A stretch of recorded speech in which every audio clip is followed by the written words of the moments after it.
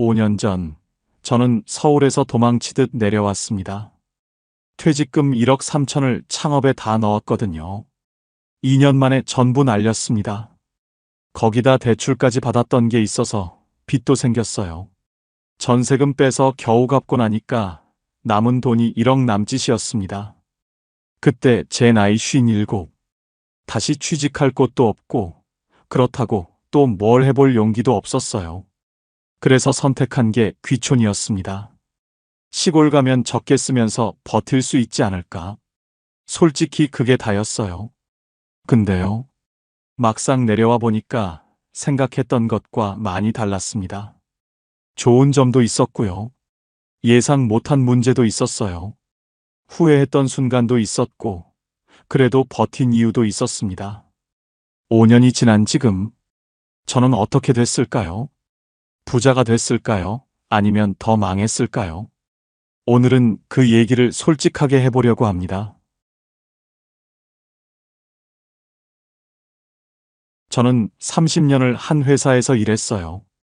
대기업은 아니었지만 중견기업이었고요. 월급 꼬박꼬박 나오고 크게 불만 없이 다녔습니다. 그 사이에 작은 아파트 하나 마련했었어요. 대단한 건 아니었지만 그래도 내 집이었거든요. 근데 아들이 둘이잖아요. 둘 다 결혼할 나이가 되니까 고민이 생기더라고요. 요즘 세상에 집 없이 결혼하기 어렵잖아요. 그렇다고 애들한테 알아서 하라고 하기엔 마음이 안 편했어요. 결국 아파트 팔았습니다. 6억 좀 안 되게 받았어요. 거기서 아들 둘한테 1억 5천씩 해줬어요. 총 3억이요. 나머지 3억으로 저희 부부는 빌라 전세로 들어갔습니다. 내 집에서 전세로 내려앉는 기분이 어떤지 아세요? 씁쓸하더라고요. 그래도 자식들 결혼시켜야지 싶었어요. 부모 마음이 다 그렇잖아요. 그러다 55세 명예퇴직 얘기가 나왔어요. 회사 사정이 안 좋아지면서 구조조정이 시작됐고요. 저도 그 대상에 들어갔습니다. 퇴직금은 1억 3천만 원 정도 받았어요. 30년 다닌 것 치고는 적다 싶었지만 그래도 목돈이긴 했죠. 문제는 그 다음이었어요. 55이면 어디 취직이 되겠어요. 이력서 넣어봤자 연락도 안 오고요. 그래서 생각한 게 창업이었습니다. 주변에서 치킨집 하면 괜찮다는 얘기를 많이 들었거든요. 프랜차이즈 가맹비 내고 인테리어하고 초기 재료비까지. 퇴직금만으로는 부족했어요. 결국 대출을 받았습니다. 1억 7천만 원. 퇴직금 1억 3천에 대출 1억 7천. 총 3억을 창업에 넣은 거예요. 아내는 걱정했어요. 이 나이에 장사를 해본 적도 없는데 괜찮겠어? 저는 자신 있게 말했죠. 프랜차이즈니까 본사에서 다 알려줘. 걱정 마. 지금 생각하면 그게 제일 큰 착각이었어요. 처음 6개월은 그럭저럭 됐습니다. 오픈빨이라고 하잖아요. 동네 사람들이 신기해서 한 번씩 와주더라고요. 근데 그게 끝이었어요. 7개월째부터 매출이 뚝 떨어졌습니다. 한 달에 2천만 원 나오던 게 1천만 원으로 줄었고요. 1년 지나니까 700에서 800만 원밖에 안 나왔어요. 재료비, 인건비, 월세, 로열티 다 빼면 남는 게 없었습니다. 어떤 달은 마이너스였어요. 그때부터 잠이 안 오기 시작했어요. 새벽에 눈이 떠지면 천장만 보면서 계산을 했거든요.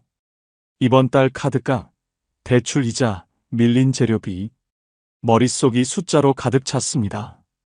1년 반쯤 됐을 때 권리금 받고 넘기려고 했어요. 부동산에도 내놓고 아는 사람한테도 물어보고요. 근데 인수하겠다는 사람이 없더라고요.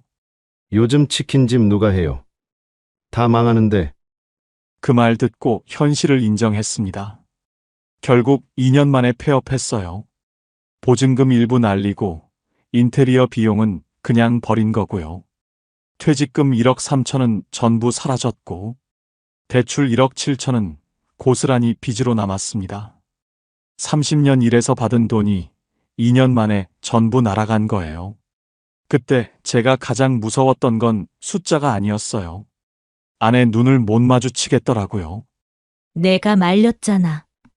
그 말 한마디 안 했거든요, 아내가. 근데 그게 더 힘들었어요. 차라리 뭐라고 하면 싸우기라도 하지. 아무 말 없이 밥 차려주는 뒷모습 보면 가슴이 막 답답했습니다. 자식들한테는 말도 못했어요. 방금 결혼시킨 애들한테 아버지 망했다 하기가 어디 쉽나요? 아버지 요즘 어때요? 물으면 응, 괜찮아 그랬죠. 괜찮은 게 아닌데. 괜찮은 척하는 게 제일 힘들더라고요. 가게 정리하고 나서 한동안 아무것도 못했어요. 하루 종일 집에 있으면서 멍하게 TV만 봤습니다. 뭘 해야 할지 모르겠더라고요. 그러다 현실적인 문제가 눈앞에 닥쳤어요. 대출 1억 7천. 이자만 한 달에 70만 원씩 나가는데 수입은 0원이었거든요. 국민연금은 62세부터 나오는 거라 아직 5년이나 남았고요. 아내가 파트타임으로 일하긴 했는데 그걸로는 이자도 안 됐어요. 이러다 진짜 큰일 나겠다 싶었습니다. 결국 결단을 내렸어요. 전세금을 빼기로 했습니다. 3억짜리 전세였거든요. 거기서 빈 1억 7천을 갚았어요. 남은 돈 1억 3천. 그게 저희 부부한테 남은 전부였습니다. 근데 이 돈으로 서울에서 어떻게 살아요? 월세 얻고 생활비 쓰다 보면 몇 년 못 가서 바닥날 게 뻔했어요. 그때부터 밤마다 검색을 하기 시작했어요. 50대 재취업, 중장년 일자리, 적은 돈으로 사는 법, 별의별 걸 다 찾아봤어요. 근데 현실적으로 되는 게 없더라고요. 경비 일자리도 경쟁이 심하다고 하고, 배달은 체력이 걱정됐고요. 그러다 우연히 귀촌 관련 영상을 보게 됐어요. 시골에서 월 100만 원으로 사는 사람들 얘기였거든요. 집값 싸고, 텃밭에서 채소 키우고, 돈 안 써도 살 수 있다고. 처음엔 그냥 흘려들었어요. 그게 어디 쉽겠어 싶었거든요. 근데 계속 보다 보니까 생각이 바뀌더라고요. 돈을 더 버는 건 지금 내 상황에선 어렵다. 그러면 덜 쓰는 쪽으로 방향을 바꿔야 하는 거 아닌가. 그때부터 진지하게 찾아보기 시작했습니다. 귀농귀촌 종합센터라는 데가 있더라고요. 거기서 빈집 정보도 나오고 지역별로 지원 정책도 정리돼 있었어요. 전북 쪽에 월세 15만 원짜리 빈집도 있었고요. 전남 쪽엔 보증금 1천에 월 20만 원대 농가주택도 있었습니다. 서울에서 월세 살면 보증금의 월세의 관리비에 1억 3천 금방 바닥나요. 근데 시골은 다르더라고요. 작은 집 전세로 들어가면 5천만 원이면 되는 데도 있었어요. 그러면 8천만 원이 손에 남는 거잖아요. 그 돈으로 몇 년은 버틸 수 있겠다 싶었어요. 이거다 싶었습니다. 문제는 아내였어요. 어느 날 저녁에 조심스럽게 꺼냈거든요. 여보, 우리 시골로 내려가면 어떨까? 아내 표정이 굳더라고요. 갑자기 무슨 소리야. 서울에서 이렇게 버티다간 돈 다 없어져. 그래도 시골은 아내는 평생 서울에서만 산 사람이거든요. 시골이라곤 명절에 시댁 가본 게 전부였어요. 거기 가서 뭐 하게. 아는 사람도 없는데. 일단 버티는 거지. 돈 덜 쓰면서. 그게 말이 돼? 첫 번째 대화는 그렇게 끝났어요. 그 뒤로 며칠 동안 서로 말이 없었습니다. 저도 강요하고 싶지 않았거든요. 평생 같이 산 사람한테 나 따라와 하기가 쉽지 않잖아요. 그래서 혼자 가려고 마음 먹었어요. 나 먼저 내려가서 자리 잡을게. 당신은 서울에 있어. 근데 아내가 그러더라고요. 당신 혼자 보내면 거기서 쓰러질 것 같아서 못 보내겠어. 그 말 듣고 눈물이 날 뻔했어요. 참았지만요. 아내가 이어서 말했습니다. 같이 가자. 어차피 여기 있어도 답 없잖아. 그렇게 둘이 내려가기로 결정했어요. 솔직히 말하면 기대는 없었습니다. 잘 살아보자가 아니었거든요. 덜 망하자였어요. 화려하게 성공하겠다는 게 아니라 조용히 버티자는 거였습니다. 그게 저희 부부의 귀촌 이유였어요. 희망이 아니라 생존이었습니다. 저희가 내려간 곳은 전북 쪽 작은 마을이었어요. 인구 500명도 안 되는 동네였고요. 버스는 하루에 4번밖에 안 다녔습니다.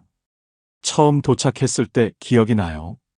차에서 내리니까 공기가 다르더라고요. 서울처럼 매캐하지 않고 맑았어요. 아내가 심호흡을 하면서 그랬어요. 공기는 진짜 좋다. 저도 그때는 그렇게 생각했어요. 힘들겠지만 어떻게든 되겠지. 새 출발이라고 생각하자. 집은 보증금 3천만 원에 월세 15만 원짜리 농가주택이었어요. 30년 넘은 집이라 낡긴 했지만 방 2개의 마당도 있었거든요. 서울에서는 상상도 못할 가격이잖아요. 처음엔 이 가격에 이 정도면 괜찮다 싶었어요. 마당에 텃밭도 만들 수 있겠다. 여기서 조용히 살면 되겠다. 그렇게 생각했습니다. 그런데 문제는 첫 겨울에 터졌습니다. 시골집은 대부분 단독주택이에요. 아파트처럼 중앙난방이 아니라 기름 보일러를 쓰거든요. 처음엔 그게 뭐가 다른가 싶었어요. 보일러는 다 똑같은 거 아닌가 했거든요. 기름통에 기름 채워놓고 쓰면 되는 거라고만 알았어요. 11월쯤 되니까 슬슬 추워지기 시작했어요. 보일러 틀었습니다. 아무리 기다려도 따뜻해지질 않더라고요. 방바닥은 미지근한데 공기는 차갑고요. 창문 틈새로 바람이 들어오는 게 느껴졌어요. 밤에 자다가 추워서 깼어요. 이불을 덮고 있는데도 코끝이 시리더라고요. 집이 오래되다 보니까 단열이 안 되는 거예요. 이중창도 아니고 옛날 창문 그대로였거든요. 문틈으로 바람이 쌩쌩 들어왔습니다. 그래서 보일러를 더 세게 틀었어요. 기름이 쭉쭉 빠지는 소리가 들리더라고요. 일주일 만에 기름 반통이 사라졌어요. 이거 뭔가 이상하다 싶었습니다. 첫 달 난방비 고지서 받아보고 깜짝 놀랐습니다. 38만 원. 서울 빌라 살 때 겨울 난방비가 12에서 13만 원 나왔거든요. 시골이 더 싸겠거니 했는데 3배가 나온 거예요. 아내가 고지서 보더니 한숨을 쉬더라고요. 이게 뭐야? 서울보다 더 나오네. 저도 할 말이 없었어요. 알아보니까 기름 보일러가 원래 그렇대요. 기름값이 비싸기도 하고 단열 안 되는 집은 열이 다 새거든요. 아무리 틀어도 밑 빠진 독에 물 붓기였던 거예요. 동네 어르신한테 여쭤봤더니 그러시더라고요. 여기 겨울에 다 그래. 익숙해져야 돼. 익숙해지라니. 40만 원씩 내면서 어떻게 익숙해져요? 결국 방법을 찾아야 했습니다. 보일러 온도 최대한 낮추고요. 전기장판 깔고 내복 입고 버텼어요. 문풍지도 사다가 창문마다 붙였습니다. 그래도 한겨울엔 40만 원 가까이 나왔어요. 4개월 동안 난방비로만 150만 원 넘게 쓴 것 같아요. 솔직히 이건 예상 못했어요. 유튜브에서 봤던 귀촌 영상들 있잖아요. 시골은 돈 안 든다 월 100만 원이면 충분하다. 그런 말만 믿었던 거예요. 집값은 싸도 유지비가 싼 게 아니더라고요. 특히 겨울이 문제였어요. 여름엔 괜찮거든요. 에어컨 없어도 선풍기만 틀면 되니까요. 근데 겨울은 버티기가 힘들어요. 춥다는 건 참을 수가 없더라고요. 나이 들수록 더 그렇고요. 그때 처음으로 귀촌이 정답인가 하는 의문이 들었어요. 아내한테는 말 안 했지만요. 속으로 계속 생각했습니다. 잘못된 선택이었나? 여기서 10년, 20년 버틸 수 있을까? 문제가 이것만 있었던 게 아니었어요.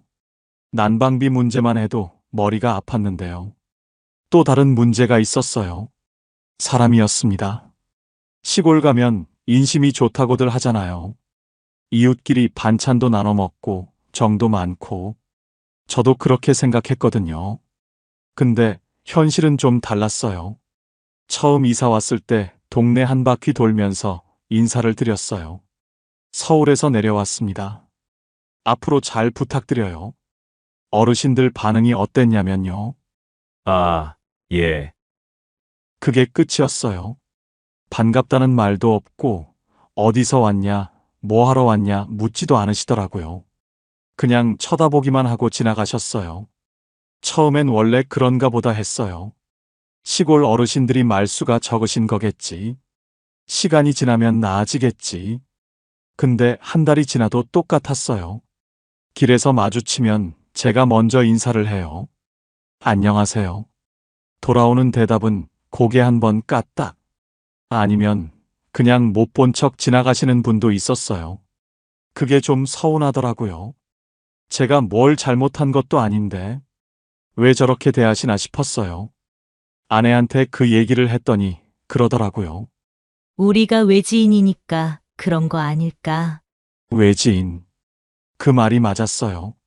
나중에 알고 보니까 이 동네 사람들은 대부분 3대째 살고 있는 분들이었어요.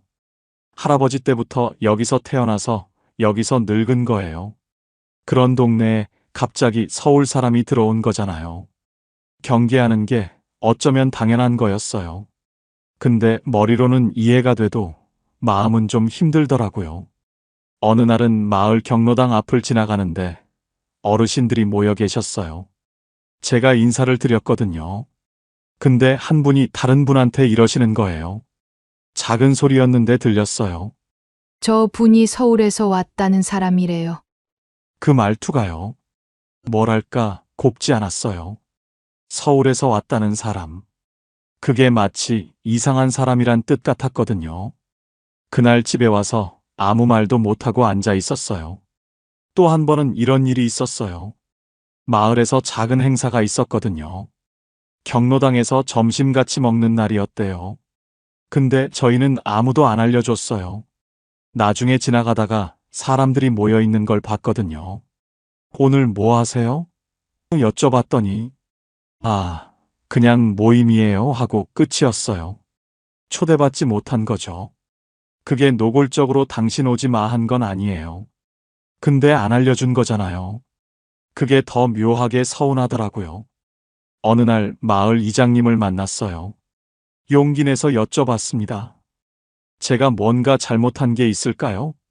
동네 분들이 좀 어려워하시는 것 같아서요. 이장님이 웃으시면서 그러시더라고요. 잘못한 거 없어요. 여기가 원래 그래요. 서울 사람들 가끔 내려오시거든요. 근데 1년 안에 다 올라가세요. 그러니까 사람들이 안 친해지려는 거예요. 어차피 갈 사람이라고 생각하시는 거지. 그 말이 은근히 찔리더라고요. 어차피 갈 사람. 나는 여기서 뿌리 내리고 살려고 왔는데 동네 사람들은 이미 나를 금방 떠날 사람으로 보고 있었던 거예요. 그날 밤에 아내한테 그 얘기를 했어요. 여기 사람들이 우리 1년 안에 올라갈 거래. 아내가 한숨을 쉬더니 그러더라고요. 그럼 우리가 증명해야지. 안 간다고. 맞는 말이었어요. 근데 그게 쉽지 않더라고요. 말 한마디 섞기가 어렵고, 눈 마주치기도 불편하고, 나는 다가가고 싶은데 상대방이 벽을 세우고 있으니까요. 그때가 제일 외로웠던 것 같아요. 서울에선 그래도 아는 사람이 있었거든요.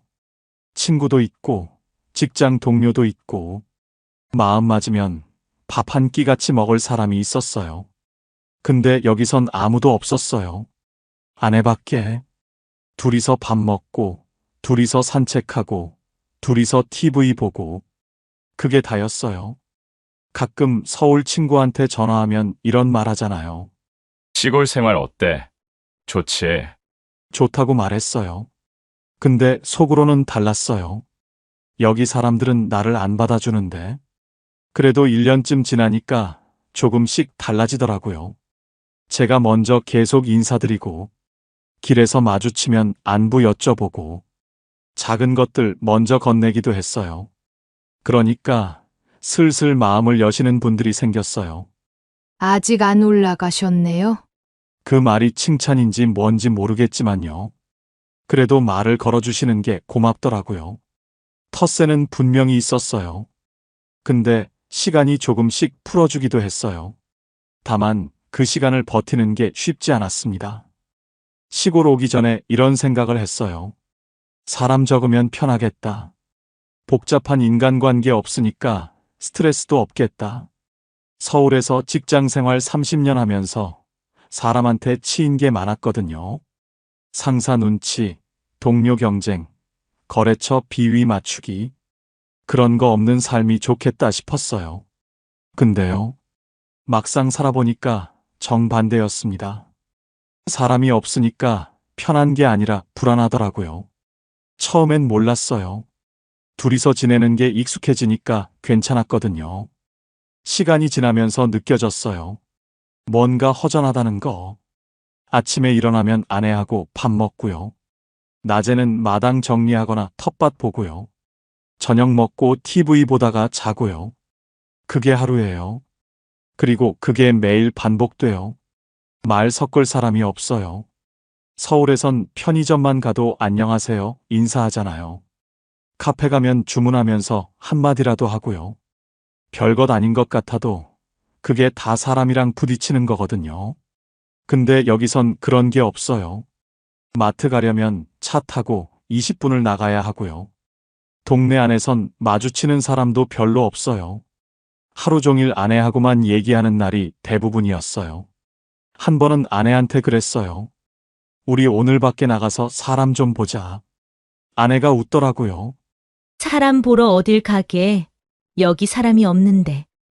웃긴 말인데 웃기지가 않았어요. 진짜 사람이 없으니까요. 그러다 무서웠던 일이 있었어요. 한밤중이었어요. 자다가 갑자기 가슴이 답답해서 깼거든요. 숨이 잘 안 쉬어지는 느낌이었어요. 심장이 빨리 뛰고요. 아내를 깨웠어요. 여보, 나 좀 이상해. 아내가 놀라서 일어났어요. 어디가 아파? 병원 가야 해? 그때 갑자기 이 생각이 든 거예요. 병원이 어디지? 가장 가까운 응급실이 차로 30분 거리였거든요. 그것도 밤에 길이 한산할 때 얘기예요. 근데 지금 가슴이 아프잖아요. 내가 운전을 할 수 있나? 아내는 운전을 못 하는데. 119 불러도 여기까지 얼마나 걸리지? 그 생각이 꼬리에 꼬리를 물더라고요. 솔직히 가슴보다 그 생각이 더 무서웠어요. 여기서 쓰러지면 어떡하지? 다행히 그날은 좀 누워 있으니까 괜찮아졌어요. 아마 체한 거였던 것 같아요. 근데 그 뒤로 자꾸 그 생각이 나더라고요. 나이가 있으니까 몸이 언제 어떻게 될지 모르잖아요. 서울에선 그런 걱정 안 했거든요. 병원이 가깝고 사람이 많으니까. 근데 여기선 달라요. 아파도 부탁할 사람이 없어요. 급해도 도와줄 사람이 없어요. 그게 진짜 무섭더라고요. 아내한테 그 얘기를 했어요. 나 그날 밤에 진짜 무서웠어. 아내도 그러더라고요. 나도 당신 깨울 때 손이 떨렸어. 둘이서 한참 말이 없었어요. 그때 깨달았어요. 외로움이라는 게 그냥 심심한 게 아니구나. 사람이 없다는 건요. 도움받을 곳이 없다는 거예요. 기댈 곳이 없다는 거예요. 그게 진짜 외로움이더라고요. 서울에 있는 친구한테 가끔 전화했어요. 목소리라도 들으면 좀 나을까 싶어서. 근데 통화하고 끊으면 더 허전해지더라고요. 친구는 서울에 있고 나는 여기 혼자고 그 거리가 느껴지니까요. 아내가 없었으면 진짜 못 버텼을 거예요. 둘이서 버티니까 그나마 가능했지. 혼자였으면 반년도 못 있었을 것 같아요. 가끔 아내한테 고맙다고 했어요. 당신 아니었으면 나 진짜 큰일 났다. 아내가 그러더라고요. 나도 마찬가지야. 혼자 여기 있었으면 미쳤을 거야. 둘이서 웃었어요. 웃으면서도 좀 씁쓸했어요. 우리한테 서로밖에 없구나. 시골 생활이 낭만적일 거라고 생각했던 적이 있거든요. 조용하고 평화롭고 여유 있고. 하지만 현실은요. 조용한 게 아니라 적막한 거예요. 평화로운 게 아니라 고립된 거예요. 외로움은 환경 문제가 아니었어요. 사람 문제였어요. 사람이 그리워질 줄 몰랐어요. 시끄러운 게 그리워질 줄 몰랐어요. 그래도 버텼습니다. 버텨야 했으니까요. 근데요. 이렇게 힘든 얘기만 하면 여러분 답답하시죠? 사실 좋은 점도 있었어요. 없었으면 5년을 못 버텼겠죠? 여기까지 들으시면 이런 생각 드실 수 있어요. 그래서 귀촌하지 말라는 얘기야? 힘든 것만 있었던 거야? 아니에요. 좋은 점도 분명히 있었어요. 솔직히 말하면요. 좋은 점이 없었으면 5년을 못 버텼을 거예요. 힘들기만 했으면 1년 만에 올라갔겠죠. 근데 안 올라간 이유가 있어요. 그 얘기를 해볼게요. 제일 먼저 달라진 건 돈이 나가는 속도였어요. 서울에 있을 때는 돈이 계속 빠져나갔거든요. 아무것도 안 해도 나가는 돈이 있잖아요. 월세, 관리비, 교통비, 식비. 밖에 나가면 커피 한 잔, 밥 한 끼. 이것저것 쓰다 보면 한 달에 200만 원은 기본이었어요. 근데 여기선 달랐어요. 월세가 15만 원이에요. 관리비는 없고요. 교통비도 거의 안 들어요. 어차피 차 타고 다니는데 기름값만 나가거든요. 제일 크게 줄어든 건 식비였어요. 텃밭에서 채소를 직접 길렀거든요. 배추, 무, 고추, 상추, 깻잎. 처음엔 어설펐는데 1년 지나니까 제법 되더라고요. 마트에서 채소 살 일이 거의 없어졌어요. 이웃 어르신이 농사 지은 거 나눠주실 때도 있고요. 처음엔 말도 안 걸어주시던 분들이 시간이 지나니까 이거 가져가요 하시더라고요. 감자 한 박스, 고구마 한 봉지. 그런 거 받으면 진짜 고맙더라고요. 서울에서 한 달에 식비만 60만 원에서 70만 원 썼거든요. 여기선 30만 원이면 충분해요. 많이 쓰면 40만 원. 다 합치면 한 달 생활비가 80만 원에서 100만 원이면 돼요. 서울에서 200만 원 넘게 쓰던 걸 생각하면 절반도 안 되는 거죠. 그리고 가만히 놀고만 있었던 건 아니에요. 수입도 조금씩 생겼어요. 아내는 면사무소에서 연결해준 노인 일자리 사업을 했어요. 경로당 청소하고 어르신들 점심 준비 돕는 일이었거든요. 한 달에 40만 원 정도 들어왔어요. 저도 가만히 있진 않았어요. 농번기엔 동네에서 일손 불러주시더라고요. 모내기철, 수학철에 하루 일하면 10만 원씩 받았어요. 한 달에 열흘만 나가도 100만 원이 되거든요. 봄하고 가을에 바짝 벌어두면 꽤 됐어요. 대신 비농번기엔 일이 뜸해요.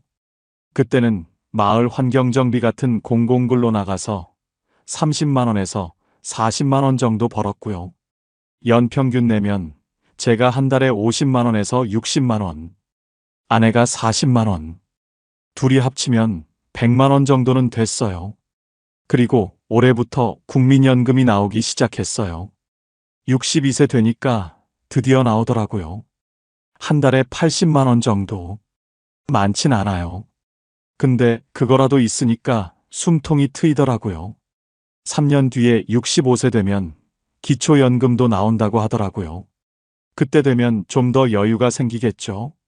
수입이 지출보다 조금 많아졌어요. 서울에 있었으면 어떻게 됐을까 가끔 생각해요. 1억 3천 가지고 서울에서 월세 살았으면요. 아마 3, 4년 만에 바닥났을 거예요. 근데 여기선 아직 남아있어요. 넉넉하진 않지만 바닥은 안 났어요. 오히려 조금씩 모이더라고요. 한 달에 10만 원, 20만 원씩. 큰 돈은 아니지만 마이너스가 아니라는 게 중요했어요. 돈이 쌓이진 않아도 빨리 새지 않는다. 이게 귀촌의 가장 현실적인 장점이었어요. 서울에선 돈이 나가는 속도를 못 따라갔거든요. 여기선 속도가 느려졌어요. 그래서 버틸 수 있었어요. 물론 부자가 된 건 아니에요. 여전히 빠듯해요. 근데 무너지진 않았어요. 그게 제일 큰 차이였어요. 5년이라는 시간이 지났어요. 처음엔 하루하루가 길었거든요. 아침에 눈 뜨면 오늘은 또 뭘 하지 싶었어요. 서울에서 직장 다닐 때는 그런 고민 없었잖아요. 출근하면 할 일이 정해져 있으니까요. 근데 여기선 아무것도 정해진 게 없었어요. 처음엔 그게 불안했어요. 내가 지금 뭘 하고 있는 거지? 이렇게 살아도 되는 건가? 쓸모없는 사람이 된 것 같았어요. 사업 망하고 서울에서 도망쳐 온 사람. 돈도 못 벌고 시골에서 숨어 사는 사람. 스스로를 그렇게 생각했거든요. 근데 1년, 2년 지나면서 생각이 바뀌더라고요. 어느 날 아침이었어요. 텃밭에 나갔는데 상추가 막 자라 있는 거예요. 일주일 전에 씨 뿌려놓은 건데 어느새 싹이 올라와 있더라고요. 그거 보면서 뭔가 뭉클했어요. 내가 심은 게 자라고 있구나. 별것 아닌 것 같잖아요. 근데 그때 느낌이 참 좋았어요. 서울에서 30년 일하면서 그런 느낌 받아본 적 없거든요. 월급은 받았지만 뭔가 키워냈다는 느낌은 없었어요. 근데 여기선 달랐어요. 내가 심고, 내가 물 주고, 내가 거둬요. 그게 다 눈에 보이거든요. 그러면서 조금씩 깨달았어요. 삶이 꼭 바빠야 하는 건 아니구나. 뭔가 대단한 걸 해야 하는 것도 아니구나. 그냥 살아가는 것. 그것만으로도 충분할 수 있구나. 아내하고 관계도 달라졌어요. 서울에 있을 때는 솔직히 대화가 별로 없었거든요. 아침에 일어나면 저는 출근하고, 저녁에 들어오면 피곤해서 TV만 보고, 주말에도 각자 할 일 하고, 같은 집에 사는데 따로 노는 느낌이었어요. 근데 여기선 둘이 붙어 있잖아요. 24시간 같이 있으니까 처음엔 좀 불편했어요. 서로 짜증날 때도 있었고요. 좀 저리 가 있어 싶을 때도 있었어요. 근데 그게 지나니까 대화가 늘더라고요. 아침에 같이 밥 먹으면서 얘기하고, 낮에 텃밭 같이 보면서 얘기하고, 저녁에 산책하면서 얘기하고, 별거 아닌 얘기들이에요. 오늘 날씨 좋다. 배추가 많이 컸네. 저녁에 뭐 먹을까? 근데 그런 대화가 쌓이니까 다르더라고요. 한 번은 아내가 그러더라고요. 우리 결혼하고 이렇게 많이 얘기한 적 없는 것 같아. 맞는 말이었어요. 30년 넘게 같이 살았는데, 여기 와서 5년 동안 나눈 대화가 더 많은 것 같아요. 아내가 또 그러더라고요. 여기 오니까 당신 얼굴이 좀 펴졌어. 제가 그랬대요. 서울에선 항상 얼굴이 굳어 있었대요. 인상을 쓰고 다녔대요. 근데 여기선 좀 풀어졌대요. 제가 느끼기엔 잘 모르겠는데, 아내 눈에는 그렇게 보였나 봐요. 또 하나 깨달은 게 있어요. 비교를 안 하게 되더라고요. 서울에 있을 때는 자꾸 비교하게 됐거든요. 친구 만나면 쟤는 집도 있고 연금도 많은데 나는 뭐지? 뉴스 보면 다들 잘 사는데 나만 왜 이러지? 그런 생각이 계속 들었어요. 근데 여기선 그런 게 없어요. 비교할 사람이 없거든요. 다들 비슷비슷하게 사니까요. 돈 많은 사람도 없고, 잘난 척하는 사람도 없고, 그냥 각자 살아가는 거예요. 그게 편하더라고요. 급하지 않은 삶, 비교 없는 삶, 눈치 안 봐도 되는 삶, 돈으로 살 수 없는 것들이에요. 가끔 서울 친구들이 전화해요. 너 거기서 뭐 하냐? 심심하지 않아?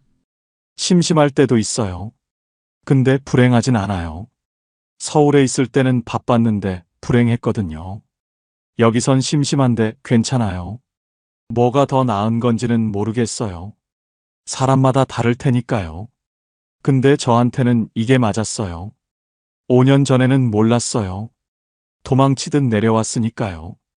근데 지금은 알 것 같아요. 여기서 배운 게 있어요. 삶은 성공하거나 실패하는 게 아니라 그냥 이어가는 거라는 것. 멈추지 않으면 괜찮다는 것. 그걸 여기서 배웠어요.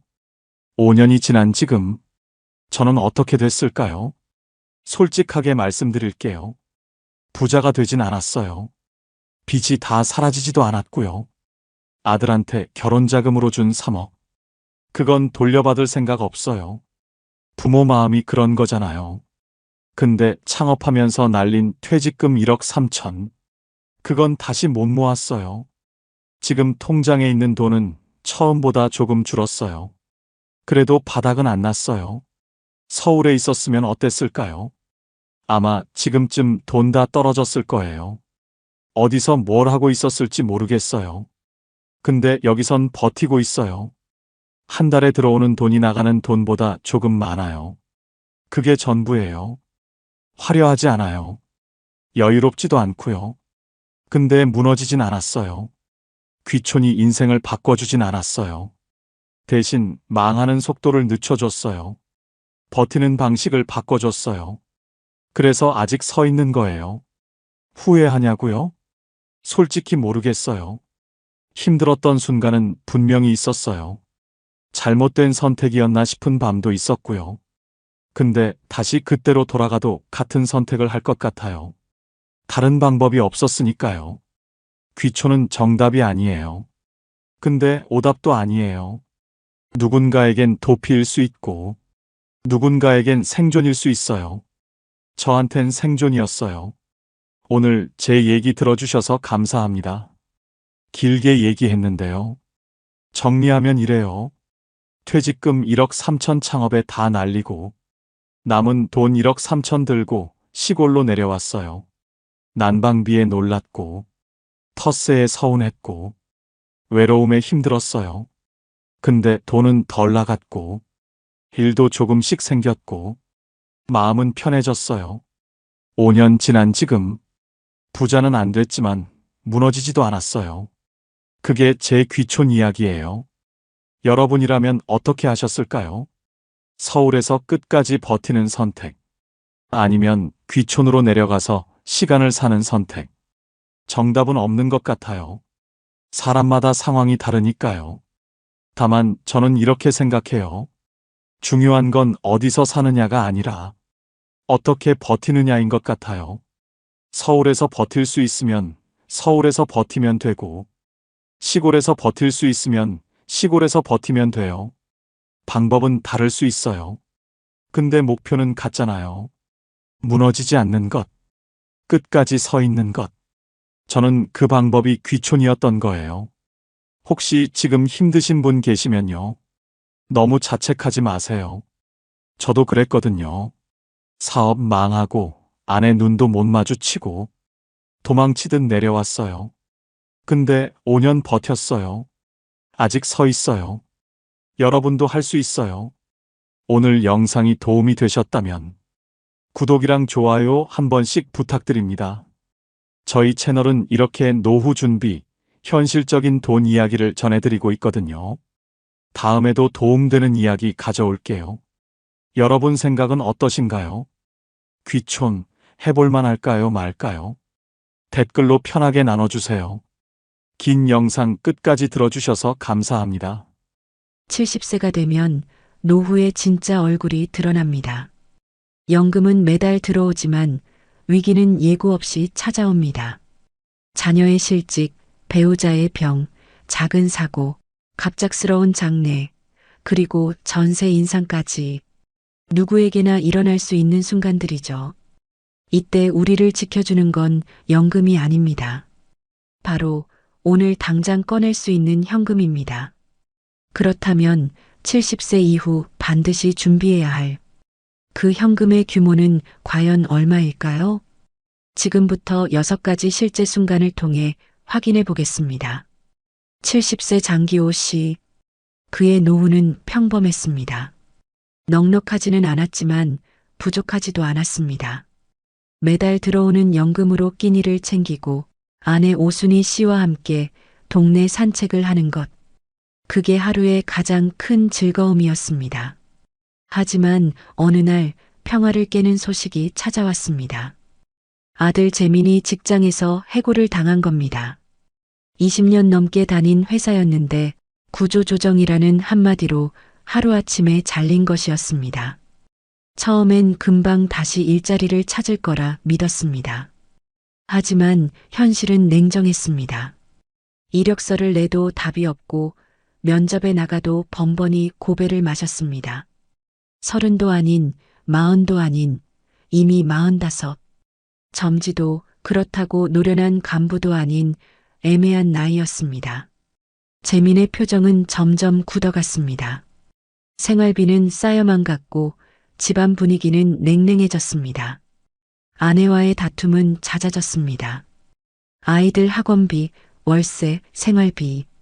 그 모든 짐이 한꺼번에 그의 어깨를 짓눌렀습니다. 결국 파국이 찾아왔습니다. 며느리가 집을 나가버린 겁니다. 더는 이렇게 못 살겠어. 그녀가 남긴 마지막 말은 차갑게 가슴을 파고들었습니다. 남겨진 건 재민과 어린 손주 둘뿐이었습니다. 갈 곳이 없어진 재민은 결국 부모님 집을 찾았습니다. 손주 둘을 데리고 문을 두드렸습니다. 기호 씨는 애써 밝게 웃으며 맞이했지만 속마음은 무겁게 가라앉았습니다. 그날부터 장기호 씨의 노후는 완전히 달라졌습니다. 더 이상 단순한 지원이 아니었습니다. 양육이 시작된 겁니다. 아침마다 손주들의 도시락을 싸야 했고 학교 준비물도 챙겨야 했습니다. 냉장고는 금세 비워졌고 집안은 하루가 다르게 시끌벅적해졌습니다. 웃음소리가 들릴 때마다 마음은 따뜻해졌지만 지출은 눈에 띄게 불어났습니다. 기호 씨는 밤마다 통장을 열어보았습니다. 남은 돈을 세어보고 또 세어보았습니다. 비상금은 눈 깜짝할 새 줄어들고 있었습니다. 아내 순희 씨는 손주들이 잘 때마다 한숨을 쉬었습니다. 여보, 우리 버틸 수 있을까? 그녀의 목소리는 떨렸습니다. 처음에는 석 달만 도와주면 될 거라 생각했습니다. 아들이 다시 자리 잡을 거라 믿었습니다. 하지만 석 달은 6달이 되었고 6달은 어느새 1년을 넘겼습니다. 재민의 재취업은 여전히 요원했고 기호 씨의 지갑은 점점 가벼워지고 있었습니다. 손주들을 바라볼 때마다 마음은 복잡했습니다. 밥을 먹고 웃고 잠든 얼굴을 보면 그래, 우리가 지켜야지 라는 생각이 들었습니다. 하지만 동시에 이렇게 계속 버틸 수 있을까? 라는 두려움도 커져갔습니다. 그는 깨달았습니다. 노후를 무너뜨리는 건 꼭 병원비만이 아니었습니다. 예상치 못한 자식의 위기, 그로 인해 부모가 떠안게 되는 책임. 그 순간 가장 필요한 건 연금이 아니라 바로 현금이었습니다. 연금으로는 버티지 못한다. 노후를 지켜줄 건 결국 내 손에 쥔 현금뿐이다. 장기호 씨는 마음속으로 그렇게 되뇌었습니다. 72세 최병호 씨. 그의 하루는 단조롭지만 평화로웠습니다. 아침이면 신문을 꼼꼼히 읽으며 세상 돌아가는 소식을 챙기고 점심에는 동네 사람들과 장기를 두며 소일했고 저녁이면 아내 윤미 씨와 나란히 앉아 드라마를 보며 웃곤 했습니다. 오랜 직장 생활을 마친 뒤 맞이한 노후는 그저 평범했지만 그 평범함이 더없이 고마운 나날이었습니다. 사소한 불편이 있더라도 함께하는 시간이 있다는 것만으로도 충분했습니다. 그러던 어느 날 아침, 식탁에 앉아있던 병호 씨의 손에서 숟가락이 떨어졌습니다. 처음에는 단순한 실수라고 생각했습니다. 하지만 이내 손끝에 힘이 빠지고 입술이 비뚤어지며 말이 엉키기 시작했습니다. 여보, 뇌졸 중이야? 119 불러야 돼. 윤미 씨는 순간 직감했고 곧장 전화를 걸었습니다. 사이렌 소리와 함께 구급차가 달렸습니다. 병호 씨는 의식은 또렷했지만 팔과 다리는 납덩이처럼 무거워져 움직이지 않았습니다. 혀는 제멋대로 굴러가 발음이 꼬였고 속으로는 분명히 생각이 또렷한데 입은 전혀 말을 따라주지 않았습니다. 그 답답함에 눈물까지 맺혔습니다. 응급실에서 각종 검사가 이어졌습니다. CT, MRI, 혈관 촬영. 의사는 단호히 말했습니다. 혈관이 막혔습니다. 지금 바로 수술해야 합니다. 순간 윤미 씨의 다리가 풀렸지만 망설일 틈은 없었습니다. 다행히 수술은 성공적으로 끝났습니다. 하지만 문제는 그 다음이었습니다. 병호 씨는 반신이 마비된 채로 깨어났습니다. 걷지도 못했고 말도 더듬었습니다. 의사는 시간이 지나면 조금씩 나아질 수 있다고 했지만 앞으로 몇 달, 아니 몇 년간은 재활과 간병이 반드시 필요하다고 했습니다. 그때부터 윤미 씨의 하루는 송두리째 바뀌었습니다. 남편의 식사를 떠먹이고 침대에서 몸을 일으켜 세워주고 굳어가는 손발을 주물러주는 일이 일상이 되었습니다. 밤에는 수시로 일어나 뒤척이는 남편을 돌봐야 했습니다. 깊게 잠들 수 없었고 몸은 지쳐갔지만 마음은 더 무겁게 가라앉았습니다. 결국 간병인을 써야 했습니다. 혼자 감당하기에는 한계가 있었기 때문입니다. 하지만 간병인을 쓰는 순간부터 지출은 눈덩이처럼 불어났습니다. 재활치료비, 간병비, 약값, 매일같이 돈이 빠져나갔고 통장을 열어볼 때마다 두려움이 밀려왔습니다. 연금은 일정하게 들어왔지만 그 돈만으로는 턱없이 부족했습니다. 우리가 이렇게 오래 버틸 수 있을까? 윤미 씨는 매일 계산기를 두드리며 한숨을 내쉬었습니다. 다행히 부부는 몇 년 전부터 혹시 모를 상황에 대비해 조금씩 모아둔 현금이 있었습니다. 그 돈 덕분에 병원비를 제때 낼 수 있었고 간병인을 쓰며 남편의 회복을 이어갈 수 있었습니다. 만약 그 돈이 없었다면 어땠을까요? 수술은 무사히 끝났더라도 재활을 지속할 수 없었을 겁니다. 간병인을 두지 못했다면 윤미 씨 혼자 돌보다가 결국 쓰러지고 말았을지도 모릅니다. 그랬다면 두 사람의 삶은 동시에 무너졌을 것입니다. 어느 날 재활치료실 창가에 앉아있던 병호 씨가 어눌한 발음으로 아내에게 말했습니다. 여보, 고마워. 짧은 한마디였지만 그 속에는 미안함과 고마움이 뒤섞여 있었습니다. 윤미 씨는 그 말을 듣고 눈시울이 뜨거워졌습니다. 현금이 없었다면 남편과 이 자리에 함께 있을 수조차 없었을 거라는 생각 때문이었습니다. 병은 단순히 한 번의 위기가 아니라 끝없는 싸움이었습니다. 보험도 연금도 한계가 있었습니다. 수술비만큼이나 무서운 건 이후로 이어지는 재활비와 간병비였습니다. 그 모든 것을 버틸 수 있게 한 건 결국 현금이었습니다. 윤미 씨는 매일 다짐했습니다. 노후를 지켜주는 건 연금이 아니라 언제든 꺼내 쓸 수 있는 현금이야. 그녀의 눈에 비친 병호 씨는 예전처럼 자유롭게 움직이지는 못했지만 여전히 곁에 있었습니다. 그리고 그것만으로도 현금이 지켜낸 오늘은 충분히 소중했습니다. 70세 김혜란 씨, 남편을 먼저 떠나보내고 혼자 조용히 살고 있었습니다. 아침이면 작은 마당의 감나무를 바라보고 점심은 근처 시장에서 사온 반찬으로 간단히 차려 먹고 저녁에는 동네 경로당에서 친구들과 이야기를 나누며 하루를 마쳤습니다. 그 집은 특별한 곳이었습니다. 남편과 함께한 20년의 추억이 담겨 있었고 아이들을 키운 흔적도 고스란히 남아 있었습니다. 낡았지만 정겨웠고 무릎이 불편한 혜란 씨에게는 근처 병원과 시장, 경로당이 가까워 더없이 편리한 곳이었습니다. 하지만 그 평화는 한 통의 전화로 흔들렸습니다.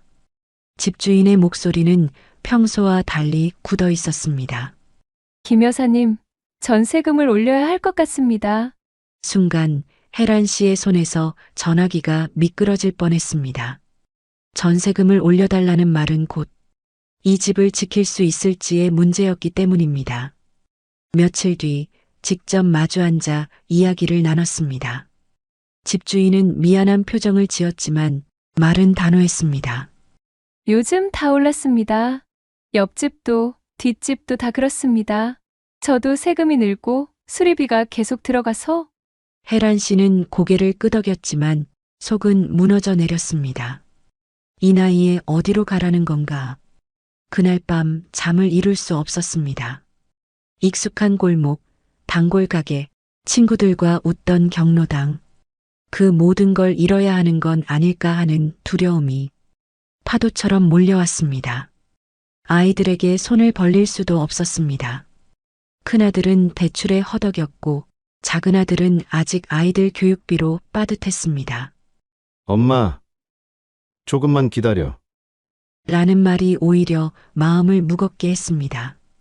혜란 씨는 며칠 동안 은행 통장을 열어보며 깊은 한숨을 쉬었습니다.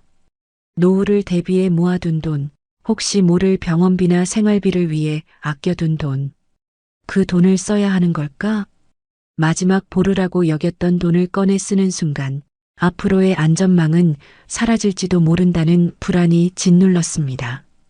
하지만 선택의 여지는 많지 않았습니다. 집을 잃는 순간 병원도 시장도 친구들도 모두 멀어질 겁니다. 새로운 동네에서 낯선 사람들과 관계를 맺어야 하는 두려움, 버스를 오래 타야만 나올 수 있는 불편함, 무릎이 좋지 않은 혜란 씨에게는 그 모든 게 큰 짐이었습니다. 은행 창구에 앉아 돈을 찾을 때 손이 떨렸습니다. 20년 동안 조금씩 쌓아 올린 돈이 순식간에 사라지는 기분이었습니다. 여보, 나 잘한 거겠지. 혜란 씨는 속으로 중얼거렸습니다. 새 계약서에 도장을 찍는 순간 숨이 턱 막히던 긴장이 풀렸습니다. 적어도 앞으로 몇 년은 이 집에서 계속 살 수 있었습니다. 감나무가 서 있는 마당, 봄이면 노란 꽃이 피는 담벼락, 경로당에서 들려오는 웃음소리. 그 모든 일상이 지켜진 겁니다. 그날 저녁 남편의 사진 앞에 앉아 혜란 씨는 조용히 말했습니다. 당신이 심어둔 감나무, 앞으로도 내가 지킬게요. 비상금이 없었다면 그녀는 낯선 동네로 밀려나야 했을 겁니다. 버스도 드물고 병원도 멀고 친구 하나 없는 곳에서 홀로 노후를 보내야 했을 겁니다. 현금은 단순한 돈이 아니었습니다. 익숙한 집과 일상, 그리고 삶의 터전을 지켜주는 힘이었습니다.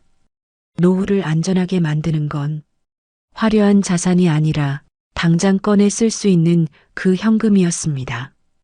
73세 임춘식 씨와 아내 김정임 씨의 노후는 소박했습니다. 큰 욕심 없이 매달 들어오는 연금과 조금씩 모아둔 적금으로 그럭저럭 살아가고 있었습니다. 아침이면 함께 동네 뒷산을 오르며 건강을 챙겼고 점심에는 된장국과 김치, 작은 생선 한 토막을 나누며 식사를 했습니다. 저녁에는 복지관 노래교실에 나가 젊은 시절 즐겨 부르던 노래를 함께 부르며 웃었습니다. 평범했지만 그 평범함이 더없이 고마운 날들이었습니다. 그 일상이 무너진 건 한겨울이었습니다. 눈이 소복이 쌓인 어느 날 보일러가 갑자기 멈춰버린 겁니다. 처음엔 잠시 꺼진 줄 알고 다시 켰지만 불은 들어오지 않았습니다. 찬바람이 스며드는 방 안에서 두 사람은 두꺼운 외투를 껴입고 서로를 바라봤습니다. 여보, 이 추위에 그냥 버티면 큰일 나겠어. 춘식 씨의 목소리에는 불안이 묻어났습니다. 정임 씨는 손을 비비며 고개를 끄덕였습니다. 급히 불러온 수리공은 말했습니다. 보일러가 너무 오래돼서 수리비가 더 나옵니다. 교체해야 합니다. 순간 두 사람의 가슴은 철렁 내려앉았습니다. 교체라니 그건 곧 수백만 원이 드는 큰 돈이었습니다. 연금으로는 생활비와 약값을 간신히 감당할 뿐 이런 예상치 못한 목돈에는 답이 없었습니다. 더 큰 문제는 시간이었습니다. 며칠을 버티다간 저체온증이나 폐렴 같은 위험이 찾아올 수 있었습니다. 나이가 든 두 사람에게 추위는 단순한 불편이 아니라 생명의 위협이었습니다. 정임 씨는 남편 몰래 부엌에서 눈물을 훔쳤습니다. 우리가 이 나이에 이런 일까지 겪어야 하나. 병원비도 아슬아슬한데 집에서조차 안전하지 못하다니 두려움이 몰려왔습니다. 그때 춘식 씨가 서랍 깊숙이 넣어둔 봉투를 떠올렸습니다. 몇 년 동안 아껴 모아둔 현금 비상금이 있었습니다. 사람들이 요즘은 다 카드 쓰지, 현금은 필요 없다고 말할 때도 춘식 씨는 고집을 부렸습니다. 언제든 꺼내 쓸 수 있는 돈이 있어야 한다는 생각에서였습니다. 그 현금을 꺼내 들고 온 순간 두 사람의 얼굴에 안도감이 스쳤습니다. 며칠을 더 고민할 필요도 없었습니다. 보일러 교체 비용을 현금으로 지불했고 그날 저녁 다시 따뜻한 온기가 집안을 채웠습니다.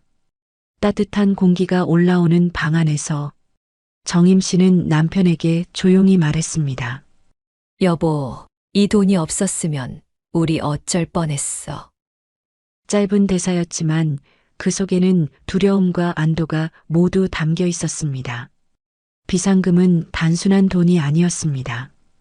집을 지켜주는 힘, 그리고 노후의 평범한 일상을 유지해주는 마지막 안전망이었습니다. 만약 그 돈이 없었다면 두 사람은 차가운 집에서 불편한 담요를 덮고 언제 올지 모를 자식들의 도움을 기다려야 했을지도 모릅니다. 그랬다면 건강은 물론 삶의 의욕까지 잃어버렸을 것입니다. 현금이 있었기에 두 사람은 위기 앞에서 당당할 수 있었습니다. 카드로 결제하면 언젠가는 갚아야 할 빚이 되지만 현금은 지금 이 순간을 지켜주는 확실한 힘이었습니다. 춘식 씨는 그날 밤 창밖에 쌓이는 눈을 보며 생각했습니다. 늙어도 이렇게 버틸 수 있는 건 결국 현금 덕분이구나. 노후를 위협하는 건 거대한 사건만이 아니었습니다. 보일러 고장, 가전제품 교체, 갑작스러운 집수리. 누구에게나 일어날 수 있는 작은 사건이지만 그 순간을 지켜주는 건 결국 당장 꺼내 쓸 수 있는 돈이었습니다. 70세 윤정옥 씨.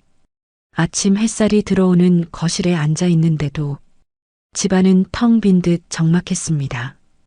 불과 몇 달 전까지만 해도 남편의 기침 소리와 라디오 볼륨이 뒤섞여 이 집을 가득 채웠습니다. 하지만 이제 그 소리는 어디에도 없었습니다. 남편 박준호 씨가 세상을 떠난 지 석 달. 정옥 씨는 여전히 그 사실을 받아들이기 힘들었습니다. 매일 저녁마다 밥상을 차리며 습관처럼 젓가락 2벌을 올리다가 다시 1벌을 치우며 눈시울을 붉혔습니다. 무엇보다 힘들었던 건 남편의 부재가 남긴 경제적 공백이었습니다. 준호 씨는 퇴직 후에도 틈틈이 일거리를 찾아 생활비를 보탰습니다. 매달 꾸준히 들어오던 작은 연금과 그가 벌어오던 돈은 정옥 씨의 삶을 지탱해주는 든든한 기둥이었습니다. 하지만 남편이 떠난 순간 그 기둥은 무너졌습니다. 정옥 씨에게 남은 건 자신 앞으로 들어오는 얼마 안 되는 연금뿐이었습니다. 전기세, 가스비, 관리비, 약값. 하루에도 몇 번씩 지갑을 열다 보면 돈은 물처럼 빠져나갔습니다. 이전에는 남편이 함께 나눴던 지출이었지만 이제는 혼자 감당해야 할 짐이 되었습니다. 집안 곳곳에는 여전히 남편의 흔적이 남아 있었지만 생활비의 빈자리는 냉정하게 그녀를 압박했습니다. 무엇보다 무서운 건 예상치 못한 순간이었습니다. 갑자기 보일러가 고장이 나거나 몸이 아파 병원에 가야 한다면 버틸 수 있을까 하는 두려움이었습니다. 여보, 당신 없이는 내가 못 살 것 같아. 정옥 씨는 남편의 사진 앞에서 중얼거리곤 했습니다. 하지만 울고만 있을 수는 없었습니다. 그녀는 서랍 깊숙이 넣어둔 작은 통장을 떠올렸습니다. 준호 씨와 함께 30년 가까이 모아둔 비상금, 매달 조금씩 아껴 모은 돈이 그녀의 노후를 지켜줄 마지막 희망이었습니다. 그 돈이 있었기에 정옥 씨는 당장 집을 지킬 수 있었습니다. 관리비 고지서가 와도 약국에서 약을 지어와도 당장 쓸 수 있는 현금이 있었기에 버틸 수 있었습니다. 만약 그 돈이 없었다면 어땠을까요? 아이들에게 손을 벌려야 했을지도 모릅니다. 하지만 자식들은 이미 각자의 삶으로 벅찼습니다. 큰딸은 손주 교육비에 허덕였고 작은아들은 사업이 어려워 늘 빠듯했습니다. 그래서 정옥 씨는 다짐했습니다. 내 삶은 내가 지켜야 한다. 비상금은 단순히 돈이 아니었습니다. 남편이 살아있을 때부터 혹시 모를 그날을 대비해 두 사람의 손으로 모아온 마지막 약속 같은 것이었습니다. 그날 저녁 정옥 씨는 오래된 사진첩을 꺼내 들었습니다. 젊은 시절 남편과 함께 웃고 있는 사진을 바라보며 눈물이 흘렀습니다. 여보, 당신이 남긴 건 돈이 아니라 내가 버틸 수 있는 힘이야. 남편의 죽음은 사랑하는 이를 잃은 슬픔만이 아니었습니다. 그와 함께 사라진 생활비, 그 공백을 채울 수 있는 건 결국 현금뿐이었습니다. 현금이 있었기에 삶은 이어졌고 집은 지켜졌으며 그녀의 하루도 무너지지 않았습니다. 노후를 위협하는 건 단지 병이나 사고가 아니었습니다. 사랑하는 사람의 부재가 남긴 경제적 빈자리, 그 순간을 버틸 수 있게 하는 건 어떤 자산보다도 어떤 연금보다도 당장 꺼내 쓸 수 있는 현금이었습니다. 71세 오세권 씨와 아내 박영숙 씨는 그동안 어떻게든 스스로 버텨왔습니다. 큰 돈은 아니었지만 연금과 소소한 적금으로 생활비와 약값을 충당하며 살아왔습니다. 하지만 몇 달 전부터 병원비와 생활비가 겹쳐 통장이 빠르게 바닥을 드러내기 시작했습니다. 여보, 이제는 정말 힘들겠어. 애들한테 말해야 하지 않을까? 세권 씨는 망설이며 아내에게 말했습니다. 영숙 씨는 한참 동안 침묵하다가 고개를 끄덕였습니다. 아이들에게 부담을 주고 싶지 않았지만 더는 방법이 없었습니다. 며칠 뒤 큰아들 집에 갔습니다. 따뜻한 국물이 담긴 저녁상을 앞에 두고 세권 씨는 조심스레 말을 꺼냈습니다. 아들아, 이번 달 생활비가 조금 모자라서 말이다. 혹시 조금만 보태줄 수 있겠니? 순간 식탁의 공기가 무겁게 가라앉았습니다. 아들은 젓가락을 내려놓으며 잠시 눈을 감았습니다. 아버지, 저희도 애들 학원비에 대출까지 솔직히 여유가 없어요. 며느리의 표정은 이미 굳어 있었습니다. 아이는 눈치를 보며 조용히 밥만 먹었습니다. 그날 집으로 돌아오는 길, 영숙 씨는 말없이 눈물을 흘렸습니다. 이 나이에 자식한테 손 벌려야 하다니 참 서글프다. 세권 씨는 괜히 손주 얼굴까지 떠올라 마음이 무거워졌습니다. 그 후로는 작은 갈등이 잦아졌습니다. 아들이 전화를 받을 때마다 또 돈 얘기하시려는 건 아니겠죠? 라는 말이 따라왔습니다. 며느리는 눈에 띄게 거리를 두었고 명절 모임에서도 분위기는 어색해졌습니다. 자식에게 기대려던 마음은 오히려 관계의 균열을 만들고 말았습니다. 돈의 문제가 가족의 정까지 흔들어 놓은 겁니다. 영숙 씨는 결국 서랍 속을 뒤지다 과거에 모아두었던 작은 봉투를 발견했습니다. 병원비에 쓰지 않고 남겨둔 현금 몇 장이 들어 있었습니다. 그 돈을 꺼내드는 순간 마음 한구석이 조금은 가벼워졌습니다. 여보, 우리 앞으로는 자식들한테 말하지 말자. 우리가 가진 걸로 버텨보자. 세권 씨의 목소리에는 단호함이 묻어 있었습니다. 그 말에 영숙 씨도 고개를 끄덕였습니다. 현금은 단순한 돈이 아니었습니다. 자존심이자 관계를 지켜주는 울타리였습니다. 자식에게 의존하는 순간 무너졌던 마음이 현금을 꺼내드는 순간 다시 세워졌습니다. 만약 그 돈마저 없었다면 두 사람은 끝내 자식에게 손을 벌리고 그 과정에서 가족의 관계까지 잃었을지 모릅니다. 노후를 지켜주는 건 단순히 생활비가 아니었습니다. 자식에게 미안한 마음을 주지 않고 스스로의 삶을 유지할 수 있게 하는 최소한의 힘. 그게 바로 당장 꺼내 쓸 수 있는 현금이었습니다. 그리고 두 사람은 다시 다짐했습니다. 앞으로 어떤 일이 닥치든 우리 노후는 우리가 지켜야 한다. 6가지 순간을 돌아보면 한 가지 공통점이 보입니다. 위기는 늘 예상치 못한 곳에서 찾아왔고 그 순간을 버텨준 건 연금이 아니라 바로 현금이었습니다. 첫 번째는 자녀 문제였습니다. 직장을 잃거나 생활이 흔들리면 부모에게 의지하는 건 흔한 일입니다. 마음으로는 돕고 싶지만 현실은 결코 가볍지 않았습니다. 수백만 원 단위의 지원이 반복되면 노부모의 노후 자금은 순식간에 바닥을 드러냅니다. 두 번째는 병과 간병이었습니다. 병원 응급실 문 앞에 서면 지금 바로 수술해야 한다는 말이 들려옵니다. 수술비, 재활비, 간병비. 한 달에 수백만 원이 순식간에 빠져나갑니다. 보험이 있어도 당장은 본인 부담이 먼저입니다. 그때 필요한 건 역시 손에 잡히는 돈이었습니다. 세 번째는 집이었습니다. 수십 년을 살아온 전셋집, 집주인의 한마디로 전세금이 수천만 원 올라갑니다. 익숙한 동네를 떠나야 하나, 아니면 비상금을 깨서라도 지켜야 하나. 결국 현금이 있어야 삶의 터전을 지킬 수 있었습니다. 네 번째는 배우자의 죽음 이후 찾아오는 생활 공백입니다. 평생을 함께했던 남편이 세상을 떠나자 매달 들어오던 연금과 생활비가 한순간에 끊겼습니다. 장례 비용은 물론 그 뒤에 생활비까지. 슬픔 속에서도 당장 필요한 건 역시 돈이었습니다. 다섯 번째는 생활 속 갑작스러운 지출입니다. 한겨울에 고장이 난 보일러, 생계를 책임지던 낡은 트럭, 고쳐도 소용없다는 진단이 떨어지면 교체 비용만 수백만 원이 필요합니다. 노후에는 이런 돌발 상황이 오히려 더 자주 찾아옵니다. 여섯 번째는 자식에게 의존했을 때의 갈등입니다. 처음에는 미안하지만 곧 당연해집니다.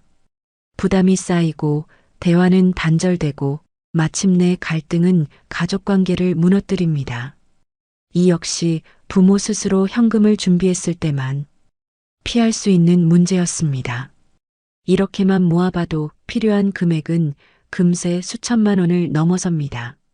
자녀 지원에 몇백만 원, 간병과 병원비에 수천만 원, 전세 인상에는 3천만 원 이상, 장례와 생활 공백에는 최소 1,000만 원. 크고 작은 위기를 합치면 현실적으로 최소 3천만 원에서 5천만 원의 현금은 반드시 필요했습니다. 연금은 매달 들어오지만 위기는 달력을 기다려주지 않습니다. 그날 그 순간 당장 꺼낼 수 있는 현금만이 삶을 지켜주는 마지막 버팀목이었습니다.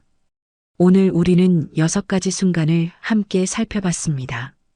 자녀의 실직, 배우자의 병, 갑작스러운 사고, 예고 없는 장례, 전세금 인상, 그리고 가족 간의 갈등까지 모두 남의 이야기가 아니었습니다.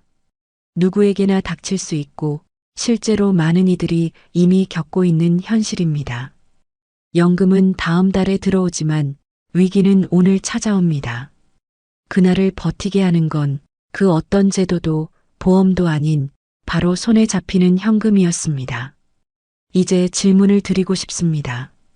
여러분은 70세 이후 어떤 순간이 가장 두렵습니까? 자녀에게 손을 벌려야 하는 순간입니까? 병원 응급실 문 앞에 서 있는 순간입니까? 아니면 익숙한 집을 떠나야 하는 순간입니까? 그 답은 각자 다르겠지만 한 가지 사실만은 분명합니다. 누구도 이런 순간을 피할 수 없다는 것. 그리고 준비된 현금만이 우리를 지켜줄 수 있다는 것입니다. 오늘의 영상이 도움이 되셨다면 앞으로도 함께 준비할 수 있도록 구독, 좋아요, 댓글 꼭 부탁드립니다. 여러분의 작은 참여가 저에게는 큰 힘이 됩니다. 감사합니다.